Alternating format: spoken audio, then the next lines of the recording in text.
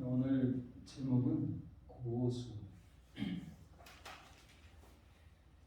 어떤 한 분야에서 수가 높으면 고수라고 부르잖아요. 신앙 분야에 있어서 바울은 고수입니다. 바울의 가르침 가운데 어떤 특별한 두 가지 우리가 오늘 이 말씀을 살펴보면서 새해에 한 해 한 해를 우리가 그냥 보낼 수는 없습니다. 우리의 신앙의 연수가 쌓아지면서 우리의 신앙도 더 성숙해지고 우리도 바울처럼 신앙의 고수가 되는 그런 높은 단계까지 꼭 이루는 한 해를 살게 되시기를 바랍니다. 다 함께 좀 밖에는 눈이 내리는 것 같아요. 마음이 더 좋아집니다. 다 함께 읽어보겠습니다. 시작. 주 안에서 항상 기뻐하라. 내가 다시 말하노니 기뻐하라. 빌립보서 4장 4절 말씀. 신앙의 고수는 기뻐합니다. 항상 기뻐합니다. 오늘 우리도 신앙의 초보를 버리고 고수로 높은 단계로 올라갈 수 있다면 마음이 항상 기쁠 거예요.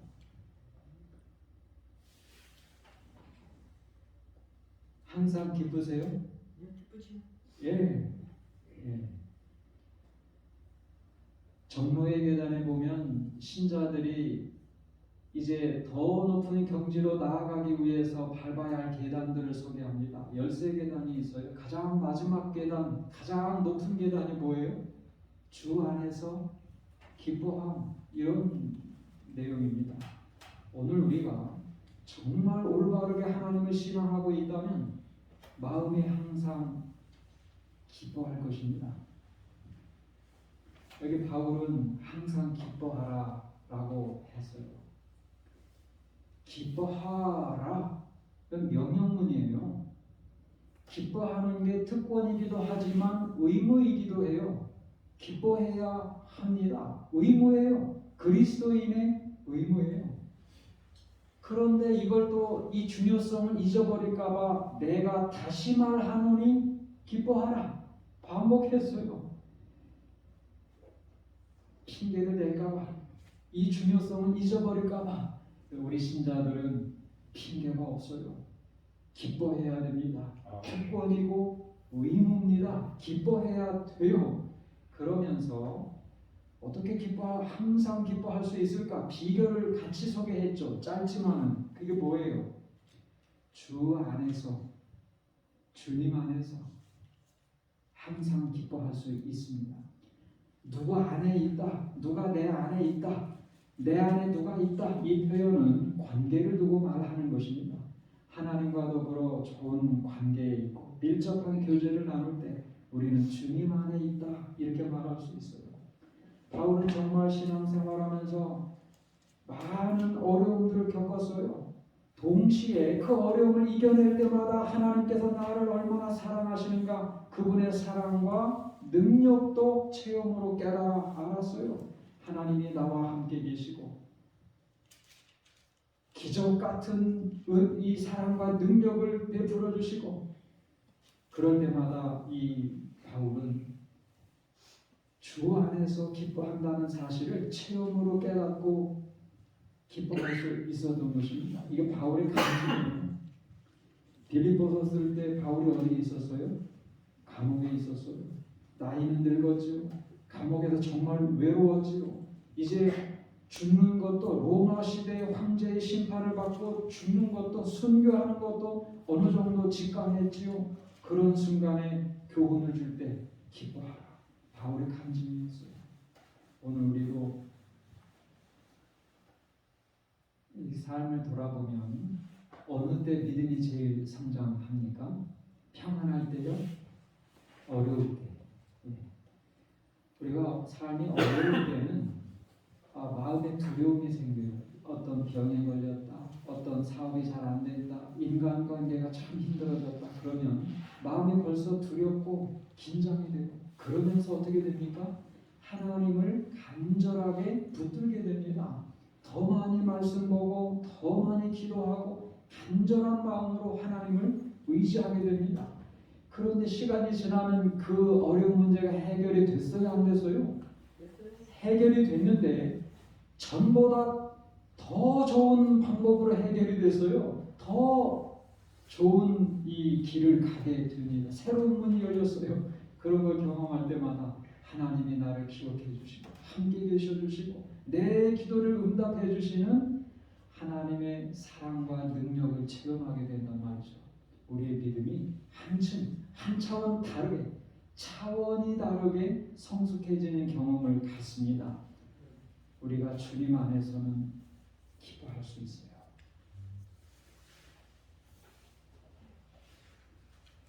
제가 한때 정말 존경했던 그리고 모든 우리 교회 신자들이 자부심을 가졌던 이분을 통해서 깨달음도 많이 갖고 이분을 통해서 자부심도 많이 느꼈잖아요. 이분이 안식일교회 교인이시다라는 것만으로도 이 자부심이 느껴졌고 그랬는데 눈에 불을 켜세요 좀. 그런데 이충진 장로님 눈에 불을 켜주세요.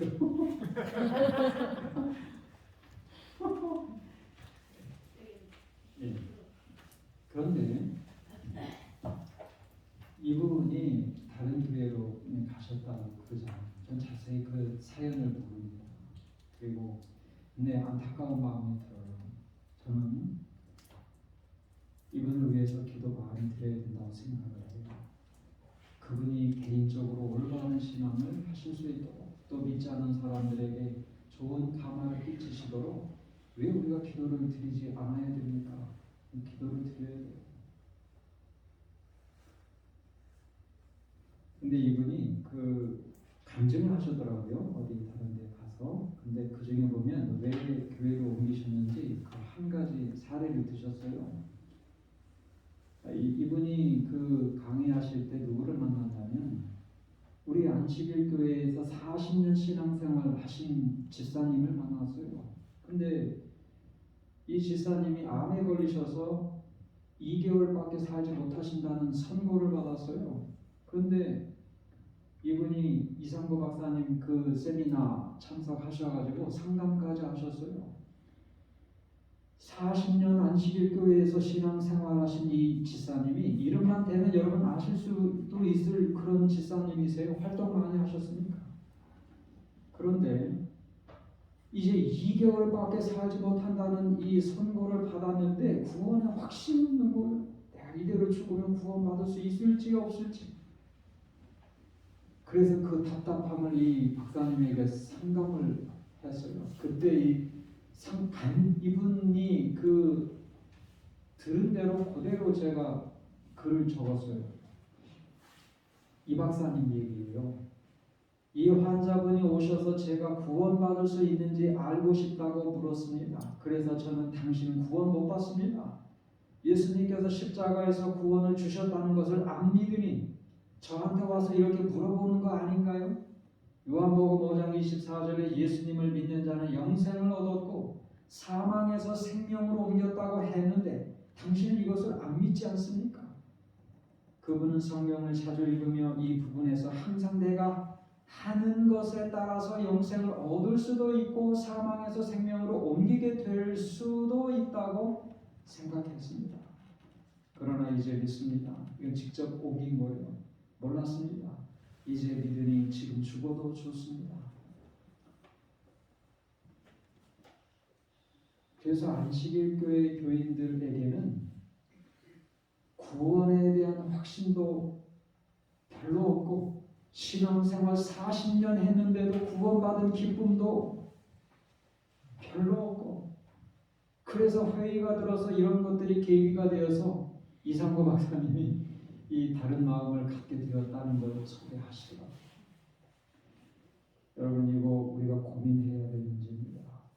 왜 안식일교회 신자들은 구원받은 기쁨이 무려 40년 동안이나 신앙생활 하신 분이 죽음을 앞두고 그 기쁨이 없었을까?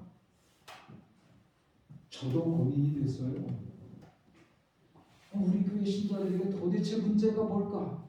고민이 돼서 책 한 권을 다시 읽어봤어요. 구원에 관한 책. 그 한 가지 제가 찾은 답. 그 다른 분들은 다른 데서 문제를 찾을 수도 있어요. 제가 찾은 답은 이런 겁니다. 여러분, 제7일 안식일 예수 재림교회 신자들은 십계명에 대해서 영원 불변이라는 사실에 대해서 이 진리를 대단히 소중하게 여깁니다. 맞습니까? 틀립니까? 십계명은 하나님의 계명이고 영원 불멸이며 또 이것에 천지가 없어지기 전에는 1.1핵도 변함이 없는 그런 것으로 우리가 받아들이고 그렇게 우리가 신앙생활을 합니다. 맞아요. 성서적이에요. 이거는 다른 교회와는 차원이 다른 진리교회라는 자부심을 갖게 만든 기둥 가운데 하나입니다. 그런데 문제는 여기에서 출발하는 거예요. 십계명을 바라보는 관점이 문제가 될 수 있어요. 잘 들으셔야 돼요. 십계명을 바라보는 관점이 달라지면 심각한 문제가 되고 스스로 함정에 빠질 수도 있게 된다는 거예요. 뭔가 하면 십계명을 행위의 목록으로 보시면 함정에 빠질 수도 있어요. 행위의 목록. 그러면 이거 하지 말라, 저거 하지 말라, 하지 말라는 것만 안 하면 잘하면 지킬 수도 있을 것 같다는 생각이 들어요. 행위의 목록으로 보면 바리새인들이 그렇게 생각을 했어요. 우리의 선배 바리새인들이 그렇게 생각해요. 행위의 목록으로 따지다 보니까 이거 하지 말고 저거 하지 말고 그러면 잘하면 지킬 수도 있겠다라고 생각이 드는 겁니다. 그러니까 생활 습관 몇 가지, 건강 법칙 몇 가지만 고치면 나도 꽤 괜찮은 그리스도인 된 것 같고 그러면 구원받은 것 같고 이렇게 생각을 해요. 행위 몇 가지만 고치면 제법 잘 나가는 저도 한때 그랬어요. 신학과 다닐 때 친구들한테 나 이제 죄와 상관없이 살 수 있을 것 같아.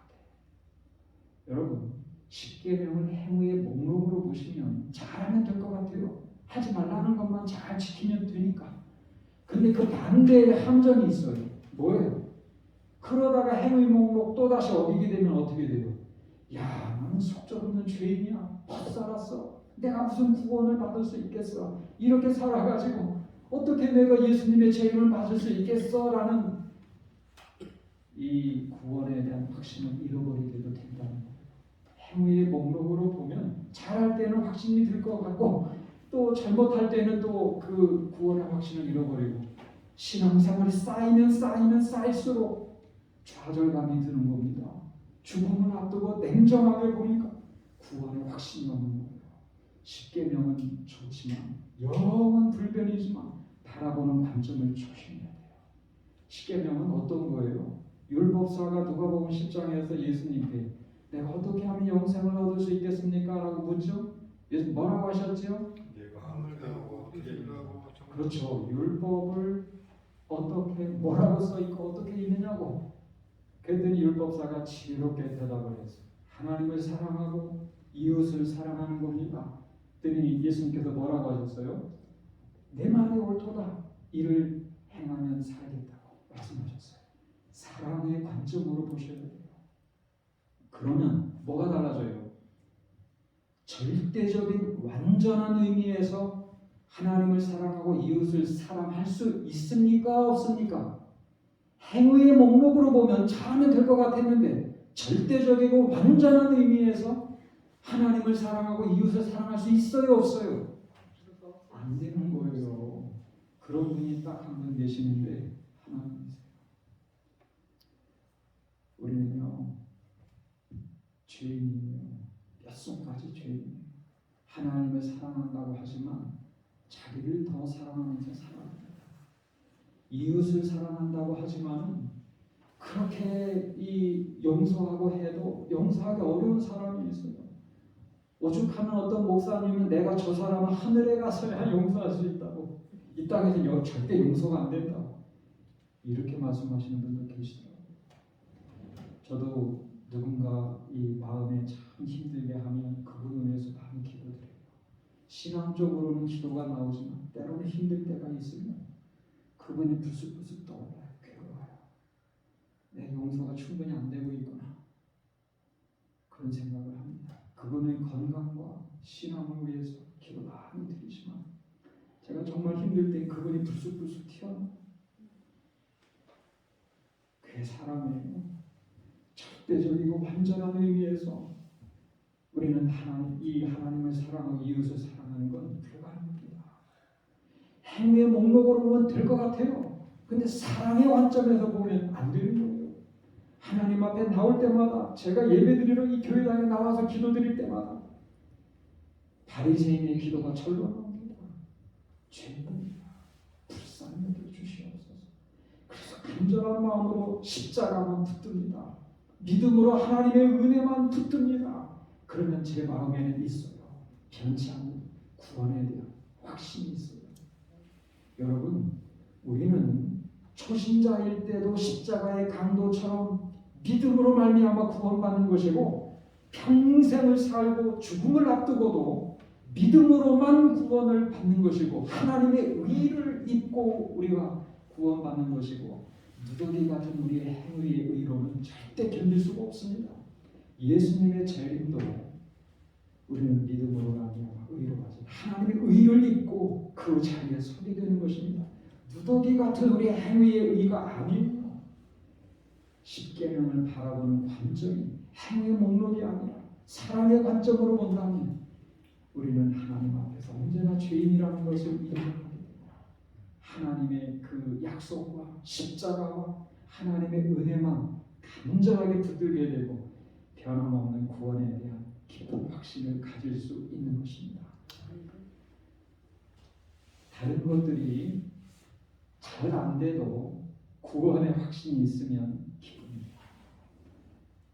반대로 다른 일이 너무나 잘 돼도 구원에 대한 확신이 없으면 기뻐할 수 없어요. 주 안에서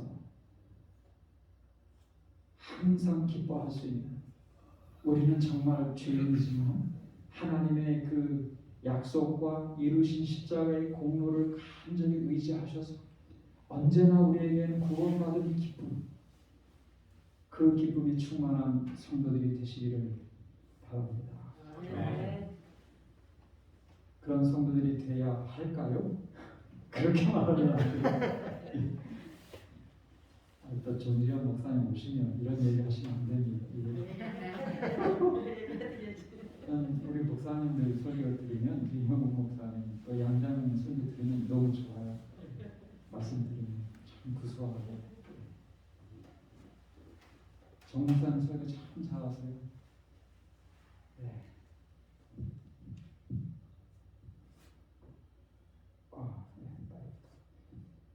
두 번째, 제가 이게 다 설교는요, 저는 제가 고민하면서 제가 고민하는 것들이에요. 제가 은혜 받은 것들이 그걸 나누는 것입니다. 여기 고린도전서 15장 31절 두 번째 바울의 그 권면 다 함께 읽어보겠습니다. 시작. 형제들아, 내가 그리스도 예수 우리 주 안에서 가진 바 너희에 대한 나의 자랑을 두고 반응하노니 나는 날마다 죽노라. 날마다 죽어야 돼요. 이 고수의 말입니다. 오늘 우리도 날마다 죽는 경우. 근데 이 나는 날마다 죽노라라는 의미는 두 가지가 있어요. 첫 번째는 그냥 실제적으로 육체적으로 죽을 것 같다 이 말입니다. 이 말에 사실은 더 적합해요. 나는 날마다 죽을 것 같은 그런 생활을 살고 있다. 이 말이 사실은 더 가깝습니다. 나는 날마다 정말 사는 게 얼마나 힘들고 어려운지 죽을 것 같은 나는 날마다 죽는 것처럼 이렇게 살고 있어. 이렇게 고백을 하는 거예요. 고린도전서 15장 우리가 잘 아는 것은 이 문맥을 보면 부활의 확실한 것에 대해서 말하고 있는 것입니다. 부활의 확실함. 그러니까 사도 바울이 평생 복음을 전하면서 정말 핍박과 고난과 죽을 뻔한 위험을 많이 견뎠어요. 그런데도 이 바울이 기쁘게 그 핍박과 어려움을 견뎌낸 것은 부활이 확실하기 때문에 기쁘게 감수하는 것입니다. 바울만 그런 게 아니었어요. 이 사도 바울 당시에 많은 신자들이 순교당하고 박해를 당했습니다.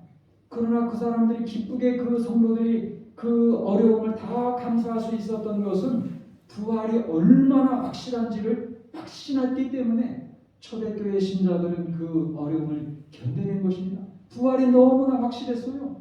그들 중 많은 사람은 15장 초기에 읽어보면 처음 부분 읽어보면 예수님의 부활을 목격한 사람들도 그들 가운데 있었어요. 부활이 얼마나 확실한지 그 온갖 어려움과 핍박과 박해와 순교를 견뎌낼 수 있었다는 것입니다. 나는 날마다 죽을 것 같은 생애를 살았는데 부활이 얼마나 확실한지 이것을 기쁘게 견뎌냈다라고 고백을 하는 것입니다. 근데 두 번째 의미도 또 맞습니다. 영적인 의미도 있어요. 그게 뭔가 하면 신자들은 날마다 죽는 경험이 필요해요. 왜요? 아까 말씀드렸잖아요. 우리의 마음은 죄된 본성이 늘 살아있어요. 한번 신앙생활하면서 이 거듭났다고 해서 그것으로 끝나는 게 아니에요. 죄된 본성은 여전히 우리에게 살아있어요. 우리 안에. 우리의 마음 자체가 죄입니다. 그래서 이것이 날마다 기회를 보고 있어요. 유혹하고 넘어뜨리고 완전히 사로잡기 위해서 날마다 우리의 죄된 본성이 있다는 것을 기억을 해야 돼요.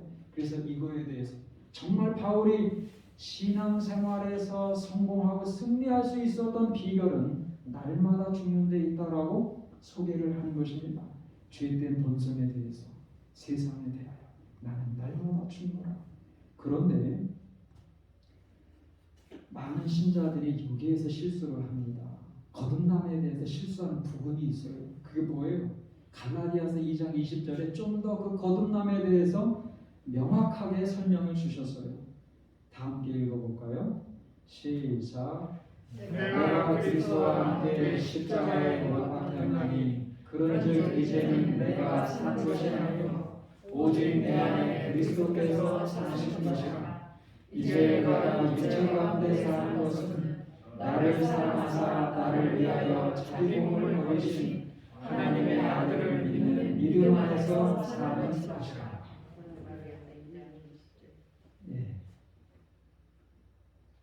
우리는 죽을 때 혼자 죽지 않아요. 그리스도와 함께. 이제는 내가 사는 것이 아니요 내 안에 그리스도께서 사신 것이라. 날마다 죽죠. 그런데 죽는 것만으로 잘했다고 생각하시면 안 돼요. 거기에서 그치면 다시 자아가 살아나는 건 자기 자아예요. 그러나 날마다 죽고 내가 다시 살아나는 겁니다. 적극적으로 우리는 예수님을 우리 삶의 주인으로 모셔야 돼요. 그거를 안 하는 겁니다. 적극적으로 예수님을 내 삶의 주인으로, 내 생명의 주인으로 우리 마음에 영접을 해야 됩니다. 이걸 안 하면 죄된 자아가 다시 살아나는 거예요. 내가 죽고 내가 다시 살아나고 예수님은 여전히 내 안에 안 계시고, 이게 라우디게아 교회의 문제 아니었습니까? 그리스도인이라고 말하는데 마음에 자기만 있어요. 예수님이 주인이 아닌 거예요. 결정도, 중요한 결정은 다 자신이 내려요. 다 자기가 책임지려고 해요. 인생을 자기의 뜻대로 살고 있어요. 그리스도인이라고 말은 하는데 그리스도가 그 마음이 없어요. 적극적으로 내 삶의 주인과 내 생명의 주인으로 예수님을 마음에 영접하지 않기 때문에 날마다 죽지만 날마다 예수님을 내 삶의, 내 생명의 주인으로 모셔야 됩니다. 서양 연극에 단지 15분 이런 연극이 있어요. 그냥 제가 여기 읽어드릴게요. 박사학위를 기다리던 한 젊은 의사로부터 시한부 인생 진단 15분 충격받아 진단받았는데 15분이에요. 시한부 인생 15분만 살 수 있다. 충격을 받아서 정신없이 5분을 보내고 남은 10분 안에 3개의 전보를 받습니다. 첫 번째는 억만장자 삼촌이 죽었는데 유일한 상속자니까 수속을 밟아 달라는 거예요. 억만장자가 상속받게 되는 것입니다. 두 번째는 박사학위 논문이 그의 최우수 논문으로 선정됐다는. 세 번째는 사랑하는 여인에게서 결혼 승낙을 마침내 받았다는 정보를 받았어요. 한순간에 억만장자가 되고 박사학위 논문이 통과돼서 최고의 학위를 갖고 사랑하는 이 여인과 결혼할 수 있는 승낙도 받게 됐어요. 그러나 그렇게 바래왔던 것들이었지만 15분이 다 지나고 죽음을 맞게 된다. 이게 단지 15분.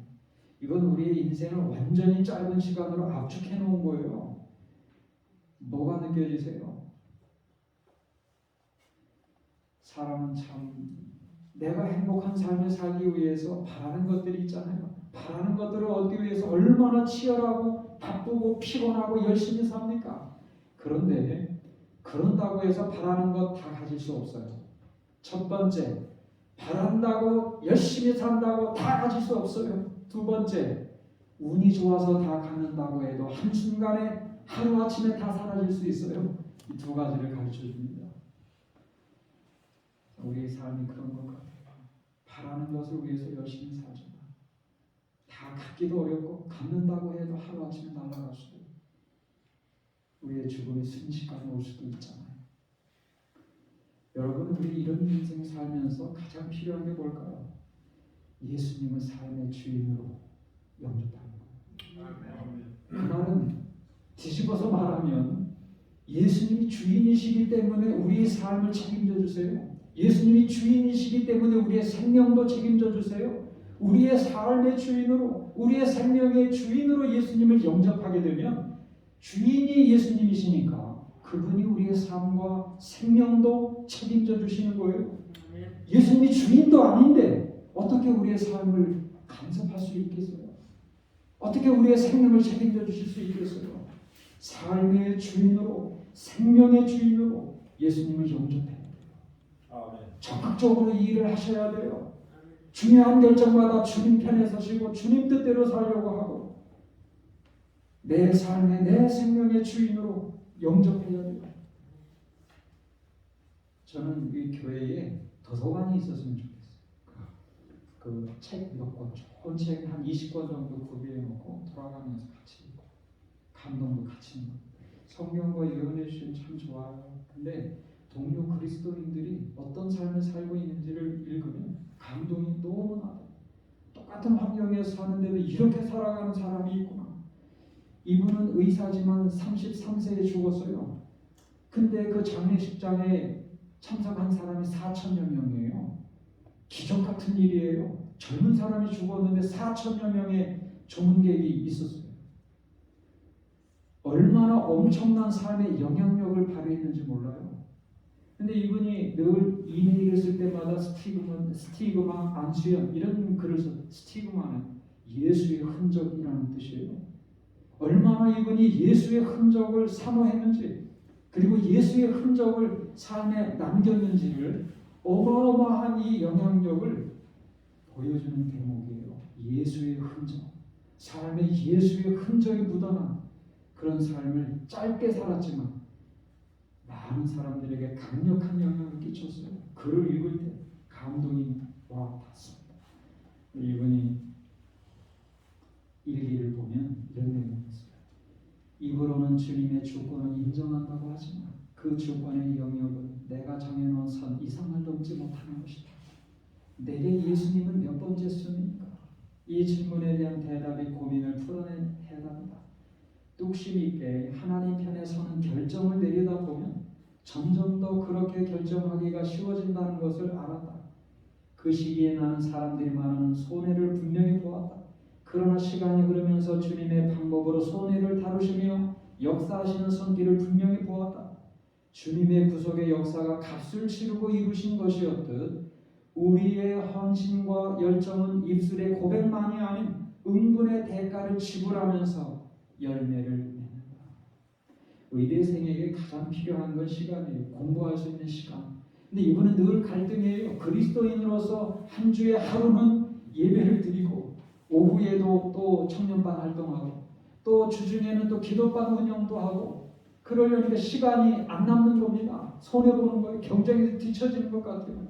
그런데 이분은 그걸 철저히 해냈어요. 고민이 있지만 그래서 예배일은 다 온전한 하루를 드리고 주중에도 기도방 운영을 하고 그걸 위해서 준비하고 가장 귀한 걸 희생한 거예요. 시간. 그 경험을 통해서 여기 일기에 적어놨죠. 두 가지를 깨달았는데 뚝심 있게 하나님 편에 서는 결정을 내리다 보면 더 그렇게 결정하기가 쉬워진다. 한 번 결정하기가 어려워서 그렇지. 하나님 편에 서게 되면 그 다음 두 번, 세 번 결정하기 쉬워요. 두 번째는 헌신과 열정은 입술의 고백만이 아니라 은근의 대가를 치고라. 희생이 감석될 때 그럴 때 열매가 맺힌다는 것입니다. 오늘도 우리의 삶에 내가 주인이 아니라 내 삶의 주인으로 내 생명의 주인으로 예수님을 적극적으로 우리가 마음에 모시는 경험들을 해야 됩니다. 바울은 주 안에서 항상 기뻐하고 날마다 죽고 우리 안에 그리스도를 주인으로 모시는 생애를 살도록 우리에게 권면을 주셨지요. 오늘 우리가 그렇게 살아가는, 그래서 이 한 해는 정말 우리의 신앙생활에 더 높은 경지로 성숙해지는 그런 한 해를 살게 되시기를 바라면서 말씀을 드리겠습니다.